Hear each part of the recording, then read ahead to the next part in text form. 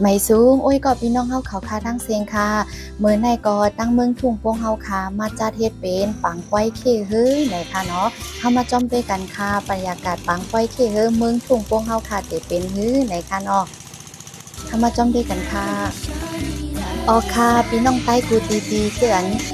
ฮู้จักเมืองทุ่งโป่งเฮาก็แต่มีตั้งน้ำไหนค่ะเนาะเตือนนำไปฮู้จักก็เฮาค่ะมากับสืบแหน่ค่ะเนาะเมืองทุ่งโป่งเฮาค่ะในไหนเดมีข้าวแห้ง6เดือนข้าวนำ6เดือนไหนค่ะเนาะในก็จะเป็นบรรยากาศเป็นข้าวนำค่ะเพราะว่าเป็นข้าวนำจังไหนในตั้งเมืองทุ่งโป่งเฮาค่ะก็จะมีปังไว้เคเฮอจังนั้นไหนค่ะเนาะพี่น้องเฮาค่ะโอ้ยก็พี่น้องเฮาค่ะอยู่ที่เมืองไหลเสียงว่าพวกใครมาเละเว่เลยเนี่ยก็มาแว่แหละเมืองทุ่งโป่งเฮาลายนะคะเนาะตั้งห่างนี้เมืองทุ่งโป่งเฮาก็มีนำนาคาย้อนผิดบอกพี่น้องโอ้ยก็เฮาที่จำที่ไกด์มาแหละมาฮอดไลค่ะเนาะเมืองทุ่งโป่งค่ะยินดีต้อนรับพี่น้องเฮาเขาค่ะกูก็ค่ะ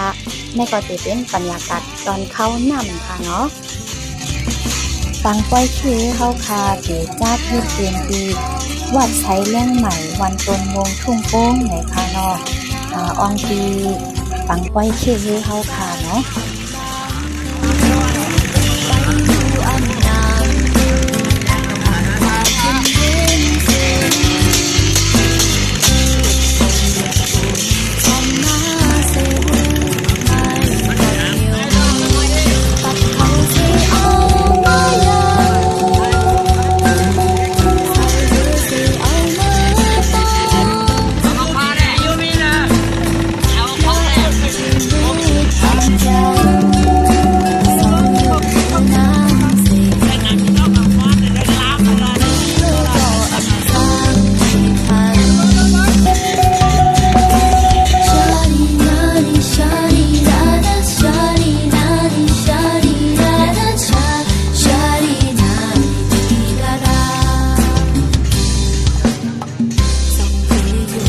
อ๋อค่ะในก็เต็มฮื้อกันสิเข้ามาเพิ่นก็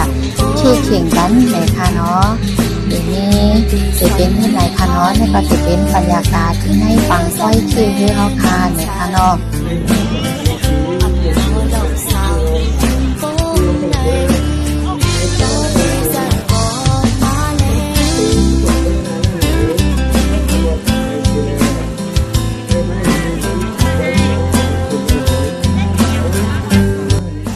อ๋อค่ะในก็จะเป็นสาวๆเมืองทุ่งโป่งเฮาค่ะก็ดีมากเขาเข่งขี้คือเหมือนกันค่ะเนาะ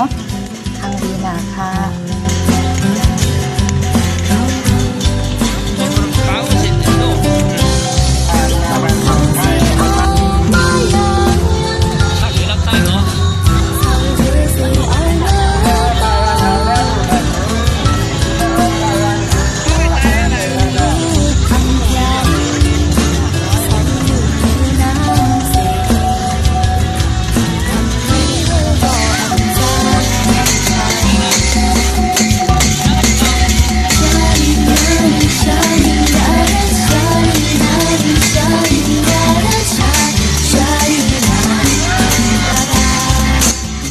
ยินจมขอบใจคืออันเป็น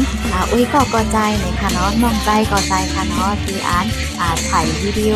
แล้วก็ตัดต่อวิดีโอส่งมาปันทีเข้าค่ะเลยค่ะเนาะยินจมใหญ่ๆนำๆค่ะเอาพาคุณดาคิดวนให้ได้ก็มีหนังไหนไว้ค่ะเนาะในก็จะเป็นบรรยากาศปังไว้เคหรือวันอ่อนตั้งเลยค่ะเนาะวันที่1ค่ะแล้วก็จะมีแพ็ก EP 2ค่ะเนาะแล้วก็จะเป็น EP 1ค่ะเนาะเห็นมี EP 2มายังค่ะเพราะว่าพี่น้องเขาข่าวคลิปอะไรใจคิดโอนให้ก็อย่าลืมกด Subscribe ไว้เดี๋ยวกดติดตามไว้ค่ะเนาะแล้วก็ที่กระดิ่งกันแห้งค่ะใจเฮาขาดเสียตั้งเลยค่ะเนาะ